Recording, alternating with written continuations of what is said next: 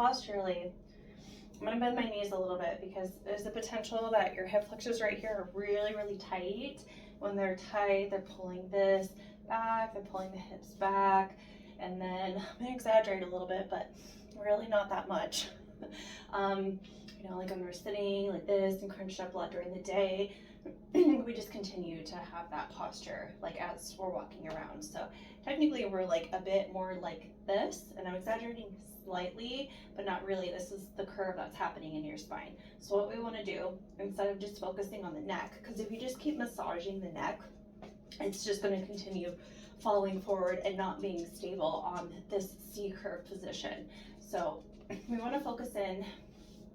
It's good to get these hip flexors stretched out, but just for the sake of showing alignment, straightening out the legs is going to be the hip flexors straightening out.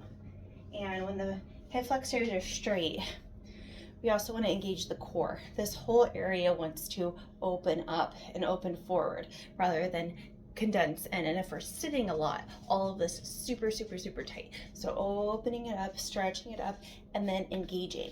A strong core is going to be the base. It's going to be the base and the root of the rest of our posture. So strong core, and then the ribs. The ribs play a huge role in this because even if the lower core is really, really strong and the ribs are tight, the ribs are going to continue to hold this front posture that is still not supporting the neck. So the core comes first, and then lifting up through the ribs.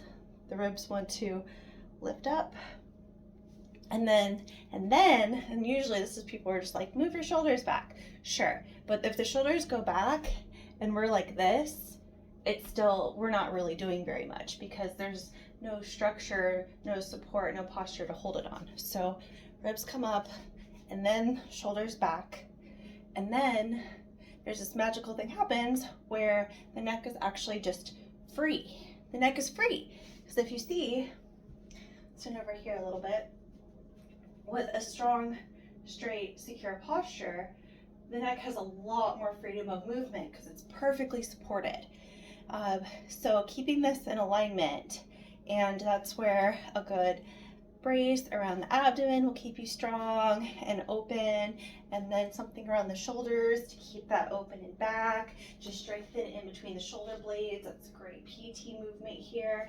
Strengthening the core, strengthening back the rhomboids, PT movements, and then the neck comes last. But I promise you, you align all of this, the neck itself is just going to be so much better. You may not even be in pain anymore. You may even think, wow, I don't even have any neck issues.